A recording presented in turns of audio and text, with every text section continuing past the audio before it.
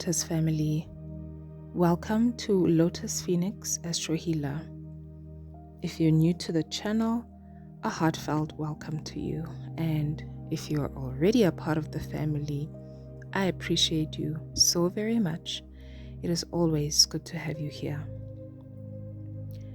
Before we begin, I'd like to note that in astrology, each planet carries a particular gendered expression. For example, Venus is considered a feminine planet, so I will use the pronoun she when referring to her, whereas the Sun is a masculine planet and I will use the pronoun he. Same goes for all the other planets. Equally, each zodiac sign also carries masculine or feminine energy. This means that Venus in feminine Taurus will experience itself differently than Venus in masculine Libra, even though she rules both signs. It's important to remember that we all embody both masculine and feminine energies to varying degrees. What truly matters is how these energies manifest in our individual lives and the lessons we can take from them.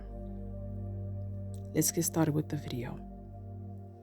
Now, in the previous video, we took a moment to reflect on Venus's transformative transit through Virgo from September the 19th to October the 14th.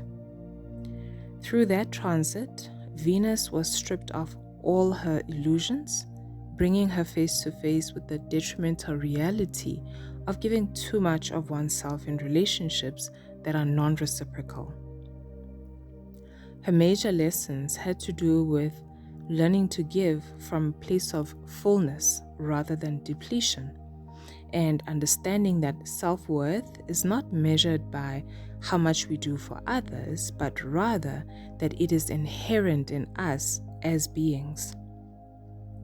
She learned that boundaries are a form of love and that healing often requires stepping back to restore balance between compassion and self-respect. I will put a card to that video in the top corner, and I invite you to watch that video so that you can get the full context of what we're discussing here today. So in today's video, we're moving that storyline forward as Venus has ingressed into her cardinal masculine abode, Libra, lending her much needed support to the Sun in his final days in the sign of his fall. Here, Venus begins to reclaim her throne of grace, harmony, and softness, but this time with greater wisdom and discernment that she learned on her trip through Virgo. First, let's do a check-in on how Sun has been doing in the sign of Libra since his ingress on the 23rd of September. Then, we will see how Venus's presence influences the Sun's expression in these final days of his transit through the sign. Well, upon his ingress, this masculine planet formed a brief stellium with Mercury and the Moon, immediately bringing them under his beams. Things might have gotten off to a challenging start for these three planets in the realm of partnership, agreements, and relationships, since the Sun had to immediately recalibrate his individual will, his leadership style, and his self-generated autonomy to accommodate the other. The Sun struggles to express his leadership in Libra, feeling the tension of sharing authority, accommodating others, and balancing relationships with his own will and intentions. He often falls into the shadow side of Libra because it's the sign of his fall, so he'll struggle with people-pleasing, indecision, or losing sight of his own vision in an attempt to maintain peace.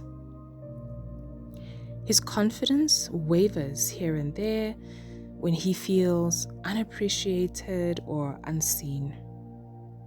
Here, the Sun has to learn to share the spotlight, which generally feels unnatural to him. Collectively, this can feel like a temporary dimming of confidence, moments where the usual sense of purpose feels dispersed among competing priorities or relationships.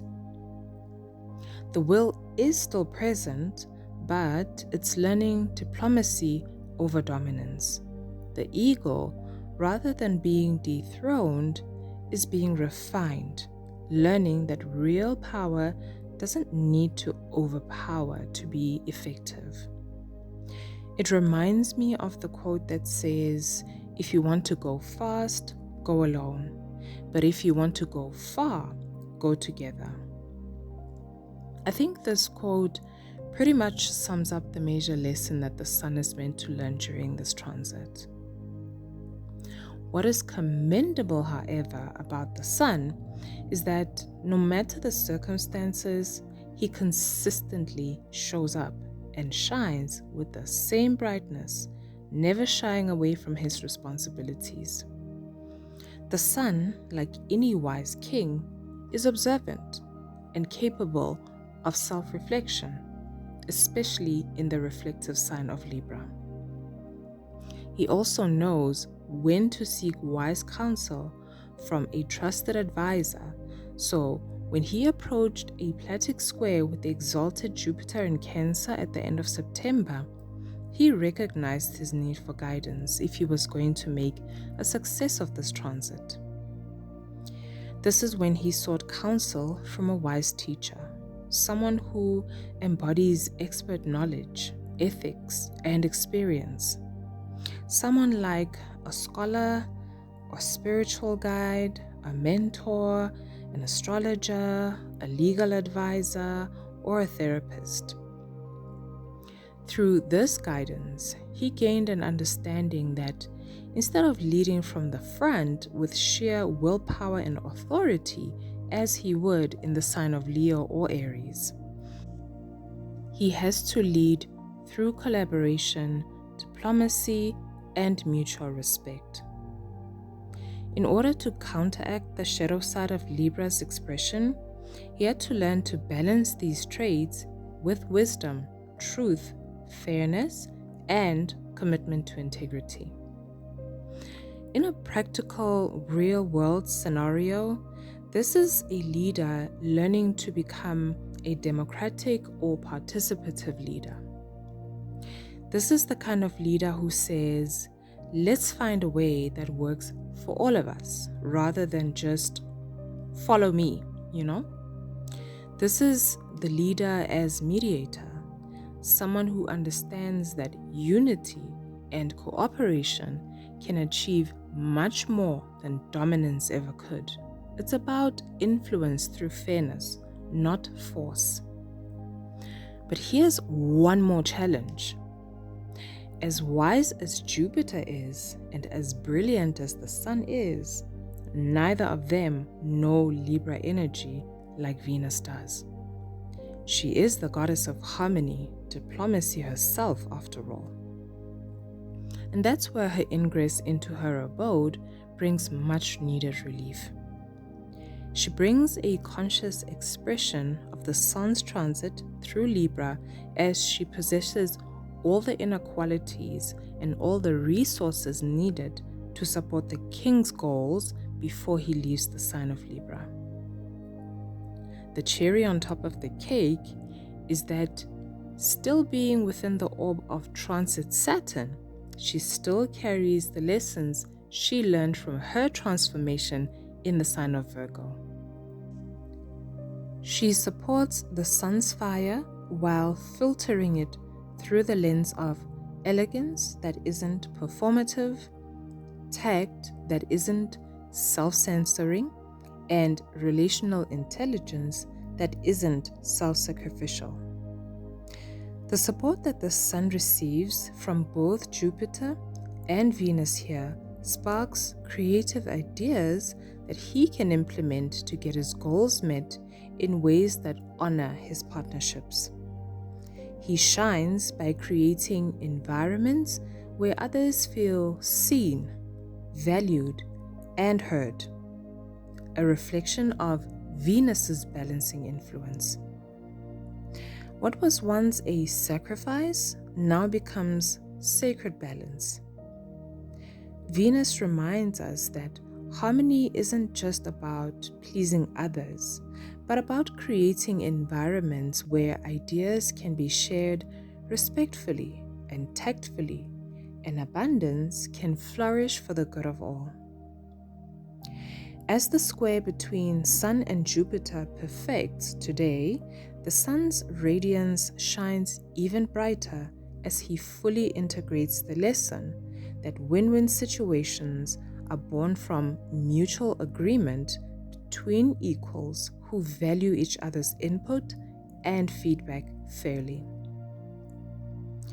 Alright, Lotus family, that's my take on how we can take counsel on our leadership strategy during this time. What is your leadership style?